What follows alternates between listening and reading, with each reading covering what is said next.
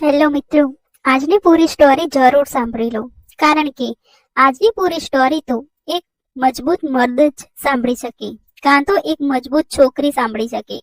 માટે વિડીયોને પૂરો જોજો. તમારો નાગરાજ પણ ફૂંફાડા મારવા લાગશે.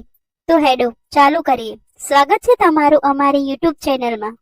હું આવી ગઈ છું એક નવી કહાની લઈને. આ વાર્તામાં રેણુકા પિતાના લગ્ન પછી સાવ કોરી હોઈ જતી હતી. તેને તરસ લાગતી, પણ તેની તરસ छिपावा વાળું કોઈ હતું જ નહીં.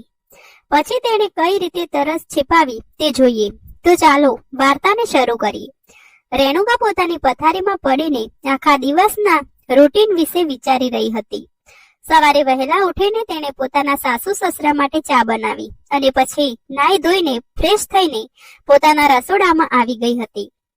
તેનો દેવર પણ મોર્નિંગ વોક માટે આવી ગયો હતો.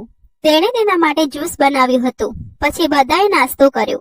તેનો પતિ તો 15 દિવસ સુધી કંપનીના કામ માટે રેણુકાથી દૂર જ રહેતો હતો. પછી બધાએ નાસ્તો કરી લીધો તો તે બધું સરખું કરવા લાગી. કામવાળી બાઈ પણ આવી ગઈ હતી. તેની પાસે થોડું કામ કરાવ્યું અને તે પોતાના દીકરાનું ટિફિન રેડી કરીને તેને બસમાં મૂકીને ઘરે આવી ગઈ હતી. આથી તે જલ્દી રસોડામાં ગઈ અને તે બપોરનું ભોજન બનાવવા લાગી. અત્યાર સુધીમાં તેને પોતાનો ફોન અડવાનો ટાઈમ જ મળ્યો ન હતો. પોતાના સાસુ સસરાને લંચ કરાવ્યું. ત્યાં તેનો દેર આવી ગયો હતો. પછી તેને પણ લંચ કરાવ્યું. ત્યાં બપોરના 2 વાગી ગયા હતા. રેણુકા સાવ થાકી ગઈ હતી. તે પોતાના રૂમમાં આવી ગઈ હતી.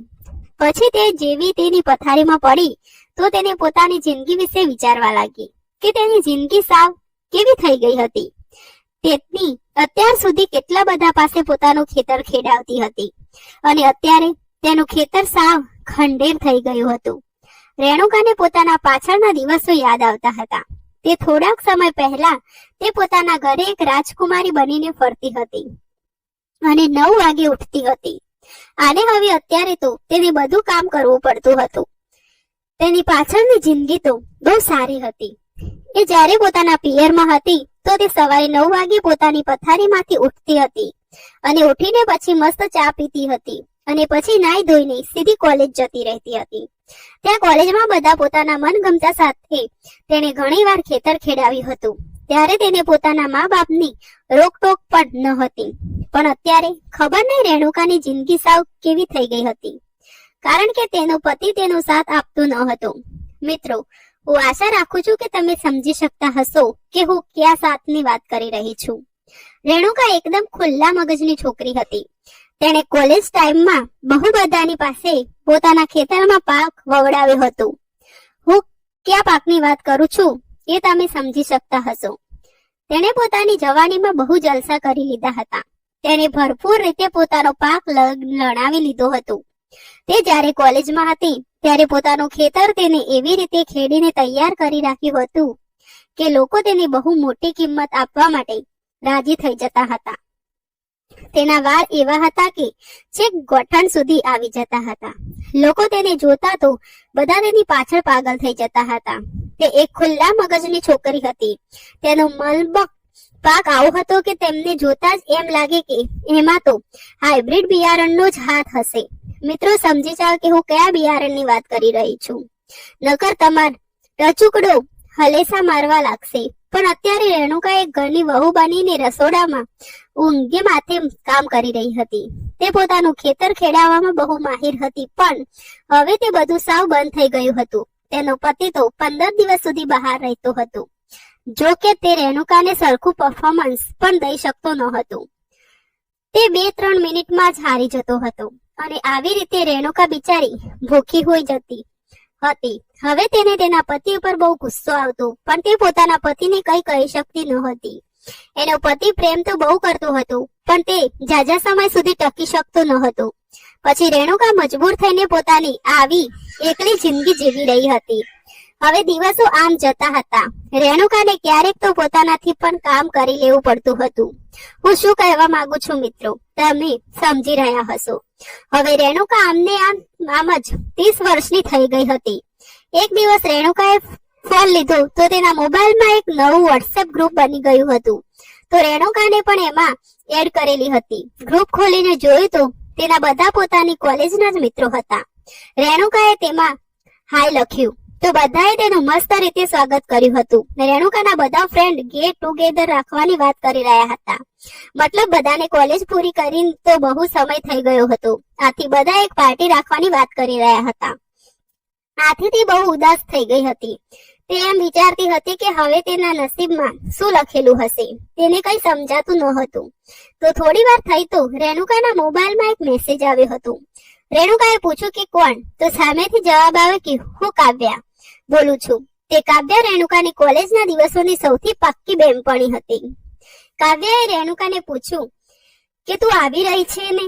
બધાને મળવાનું છે. તો રેણુકા કહેવા લાગી કે યાર હું નહીં આવી શકું, મારા ઘરે આવું બધું નથી ચાલતું. તો કાવ્યા કહેવા લાગી કે તું ગમે તેમ કરીને ગમે તે બહાનું બનાવીને આવ, બાકી આવો મોકો વારે વારે નહીં મળે. આપણે બધા કેટલા વર્ષો પછી મળવાના છીએ, તો તું આ મોકો જવા દે. અને પછી કાવ્ય એવું બોલી કે તું આવતો ખરી, પેલો પણ આવવાનું છે એટલે તને બહુ સારું લાગશે. તો રેણુકા કહેવા લાગી કે કોણ આવવાનું છે? તો કાવ્ય બોલી કે પેલો રામુ પણ આવવાનો છે. તે રામુ કોલેજના સમયમાં રેણુકાનો ક્રશ હતો. મતલબ કે રેણુકા તેને જોઈને મોજ માણી લેતી હતી, પણ તેને કંઈ કહી શકતી ન હતી. તો રેણુકાએ કાવ્યને કીધું કે યાર હું કોશિશ કરું છું કે પાર્ટીમાં મારાથી અવાય. પછી રેણુકાએ ગમે તેમ કરીને પોતાના સાસુ સસરાને મનાવીને પોતાના પિયર જતી રહી હતી. પછી ત્યાંથી ગમે તેમ કરીને પોતાની બહેનપણી સાથે શહેરની સૌથી સારી એવી હોટલમાં બંને જતા રહ્યા હતા કે જ્યાં પાર્ટી થવાની હતી. ત્યાં પોતાના કોલેજના જૂના મિત્રો આવવાના હતા. જેવા કે લોકો પાર્ટીના હોલમાં ગયા તો પાછળથી અવાજ આવ્યો, હાય રેણુકા. તો રેણુકાએ જેવું પાછળ જોયું તો રેણુકાનો પાક મલકવા લાગ્યો હતો. રેણુકાએ પાછળ જોયું તો પાછળ રામુ ઉભો હતો. રેણુકા બોલી કે ઓહ માય ગોડ. આટલું બોલીને તે એકબીજાને ગળે મળી ગયા. રામુને જોઈને રેણુકા બહુ ખુશ થઈ ગઈ હતી. રામુ રેણુકાનો કોલેજનો સૌથી સારો એવો સાથીદાર હતો કે તે તેને પામવા માંગતી હતી, પણ તેની સાથે ખાલી ખેડાણ જ થયું હતું. પછી તે લોકોએ થોડીક વાર આમ ને આમ વાત કરી. ત્યાં પાછળથી બીજા કોઈ છોકરાનો અવાજ આવ્યો કે જેને આ પાર્ટી રાખેલી હતી. તે કહેવા લાગ્યો કે મિત્રો સાંભળો, અહીંયા ઘણા દિવસો પછી આપણે લોકો મળી રહ્યા છીએ, તો તમે પોતાની અંદર કોઈ જાતનો ડર કે શરમ સંકોચ રાખતા નહીં. જો તમારા મનમાં કઈ દુઃખ હોય તો તમે બધું ભૂલી જાઓ અને આજનો દિવસ જલસા કરી લો. જો તમે ગમે તેની સાથે આજે હો માંગતા હો તો આજે પણ તે પણ કરી લેજો, કારણ કે આજે આપણે ખુશીનો દિવસ છે. આ સાંભળીને રેણુકા અને તેની બહેનપણી કાવ્યા બહુ ખુશ થઈ ગયા હતા. કાવ્યાએ રેણુકાને ઈશારામાં એવું કીધું કે આજે તો ખેતર ખેડાવાનો મોકો મળી જશે, તું તૈયાર છો ને? તો રેણુકા આ જોઈને શરમાઈ ગઈ હતી. પછી બહુ ખાસ ગીતો વાગવા લાગ્યા. રેણુકા બધું ભૂલીને એન્જોય કરવા લાગી હતી. પછી કાવ્યાએ 2 પેગ બનાવ્યા અને પછી તેણે એક પેગ રેણુકાને આપ્યો હતો. તે પણ હવે બધું ભૂલીને મોજ માણી રહી હતી. કાવ્યાએ એવો પેગ બનાવ્યો હતો કે રેણુકા સાવ પીકડ થઈ ગઈ હતી. આથી રામુ તેને કહેતો હતો કે તું અલી આટલું બધું ના પી. તો રેણુકા નશામાં કહેવા લાગી કે સાલા તું તો મને સાવ ભૂલી જ ગયો હતો. હું મને છોડીને શા માટે જતો રહ્યો હતો? રેણુકાને હવે બહુ ચડી ગયું હતું. આવું સાંભળીને રામુનું ગાજર પણ ફૂંફાડા મારવા લાગ્યું હતું, પણ તેને હાથ આમ કરીને નીચે કરી નાખ્યું હતું. પછી તે રેણુકા સાથે ડાન્સ કરવા લાગ્યો હતો અને પછી રામુએ તેને કીધું કે તું મારી સાથે આવ, તને વધારે પીવાઈ ગઈ છે. બહુ સાંજ પડી ગઈ હતી. રાતના 12 વાગી રહ્યા હતા. બધા લોકો પોતાની રીતથી જલસા કરી રહ્યા હતા. રેણુકાને બહુ ચડી ગયું હતું. આથી રામુ તેને એક ઓરડામાં લઈ જઈને તેને સહારો આપી રહ્યો હતો. રેણુકાનો એક હાથ રામુના ખભા પર હતો. તેને પછી એક ઓરડામાં લઈ જઈને નીચે પથારીમાં બેસાડી દીધી અને રામુ રેણુકાના સેન્ડલ કાઢવા લાગ્યો. રેણુકા તેને જોતી જ રહી ગઈ હતી. રામુનો એક હાથ રેણુના મેદાનમાં હતો. રામુ પણ હવે શિકારની ફિરાદમાં જ હતો. રામુનું ગાજર પોતાની રીતમાં આવી ગયું હતું. તેને રામુને કીધું કે તું મને છોડીને વિદેશ શા માટે જતો રહ્યો હતો? હું તારા માટે બહુ રડી હતી, પણ તું ક્યારે પાછો આવ્યો જ નહીં. તું મને સાવ ભૂલી જ ગયો હતો. મેં તારી બહુ રાહ જોઈ હતી અને આમને આમ મારા લગ્ન થઈ ગયા હતા. પછી આ સાંભળીને રામુની આંખમાં આંસુ આવ્યા અને રામુ રેણુકાને કહેવા લાગ્યો કે અલી હું જાતા સમય સૌથી પહેલા તારા ઘરે જ આવ્યો હતો. મેં તારા ઘરે આવીને મેં તારા પપ્પા પાસે તારો હાથ માંગ્યો હતો પણ મને તારા ઘરે આવીને એવી ખબર પડી કે તારા લગ્ન થઈ ગયા છે. આ સાંભળીને હું સાવ તૂટી ગયો હતો. પછી મેં તારો કોન્ટેક્ટ નહોતો કર્યો, કારણ કે હું તારી લગ્ન જીવન બગાડવા માંગતો નહોતો. અને મેં જોયું તો હવે તારા મેદાનમાં મારો કઈ હક રહ્યો નહોતો, એટલે મેં પછી તને કોલ નહોતો કર્યો. હું આ બધું તારા જ માટે કરી રહ્યો હતો. આટલું બોલીને રામુ રડવા લાગ્યો તો રેણુકા સીધી તેને ગળે મળી ગઈ હતી.